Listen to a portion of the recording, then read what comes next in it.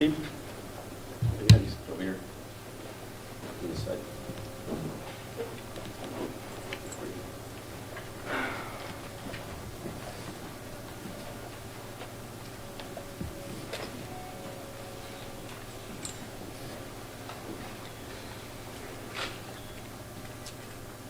Thank you for attending our press conference. My name is Lieutenant Michael Pena.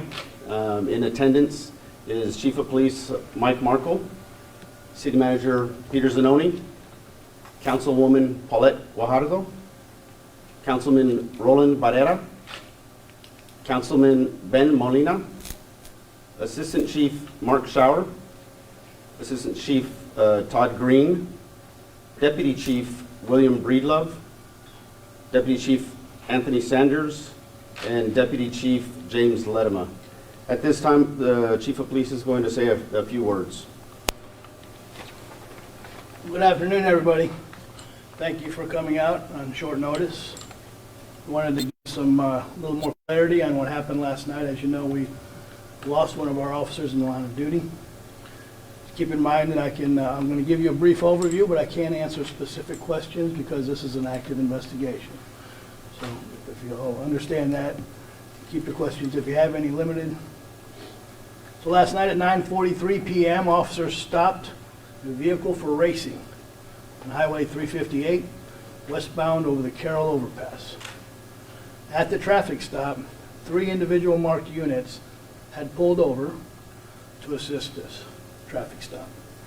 As the officers were out of their units and conducting the traffic stop, a vehicle driven by 26-year-old Brandon Portillo struck the marked vehicles that were engaged in the traffic stop, striking Officer Michael Love and Officer Alan McCullum. Officer McCullum was transported to the hospital where he succumbed to his injuries. Brandon Portillo was believed to be intoxicated and transported to a local hospital where a blood warrant was obtained and a blood specimen taken. After he was cleared from the hospital, he was transported to our city detention center, where he was arrested, booked, charged with intoxication manslaughter, first-degree felony, intoxication assault, third-degree felony, and driving with a suspended license, which is an A misdemeanor. Now, as you know, this is one of the most trying times that not only a police department, but a community can go through. So with that said, I want to ask you for your respect for the families that are grieving, for the officers that are grieving. Let them have their peace. Let us work through this process. Respect the process. Right? We're going to go through this investigation methodically. We're going to do things right. And we're going to come to a logical conclusion as it pertains to this case and all the benefits and all the things that we have to do to support this family. So before I leave, I do want to thank some folks. I want to thank our law enforcement partners who stepped up last night and helped us in the myriad of things that have to get done. And thank the city manager who was out there last night at the scene in the hospital. Thank you. Mayor McComb also made it out to the scene.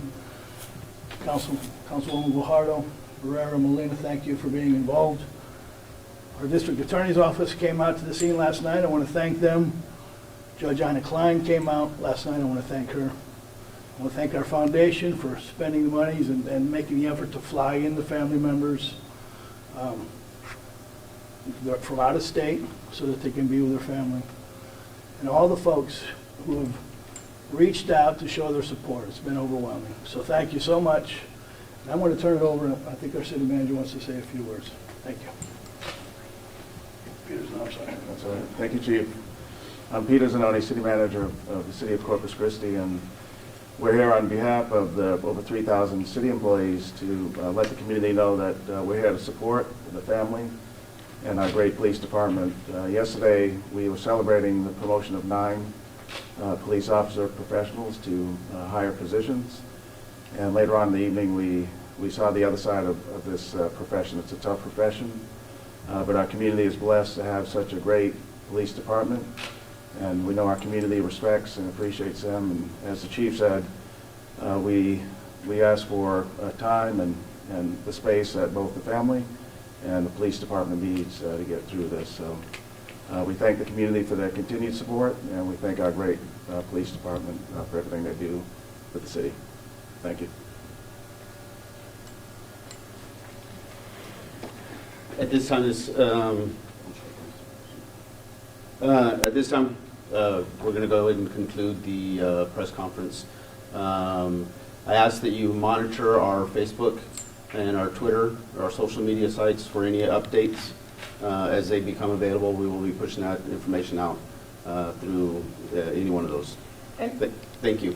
No, questions? Questions? Oh.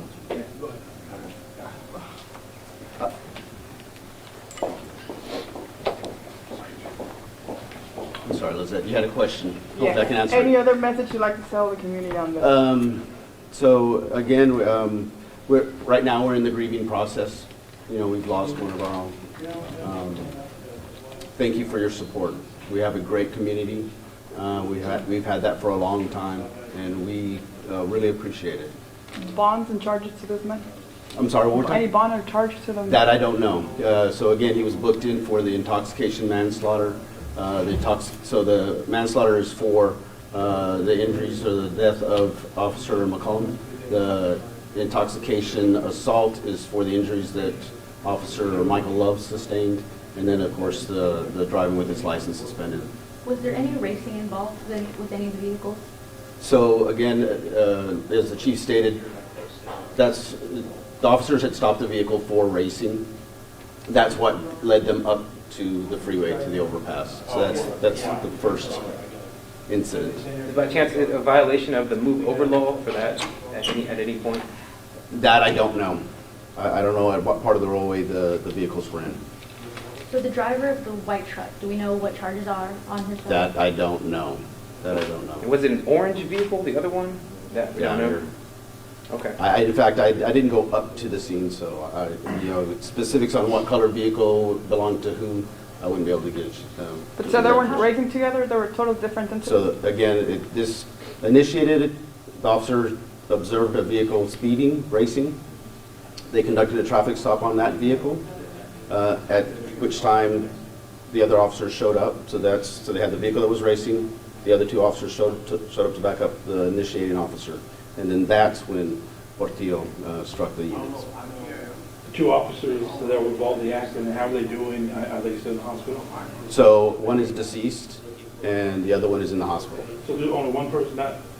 So there was, one person? yeah, I thought there was two. There was 3 officers up there. One is okay, didn't sustain any injuries. One officer is deceased, and one officer sustained severe injuries, but he is stable right now. So Love's in the hospital? Yes, yes, sir. Are you able to release the ages of the officers at this moment? I think we pushed those out on our Facebook, the Okay. ages. And the family, they're requesting privacy, or is there anywhere that the community can help as far as, flowers or donations? At this time, it's or still anything? pretty early. I would expect that they probably want their privacy. It's still an early incident. So Do we know of any memorials or anything so far? again, it's such early in the process. We're beginning to work through all that. And again, so once we find out arrangements, we will post that on our social media so that we can notify our community. Where was All the right. family from? They're from out of state? That I don't know. No? Don't know. Thank you all. Thank you very much. That's it?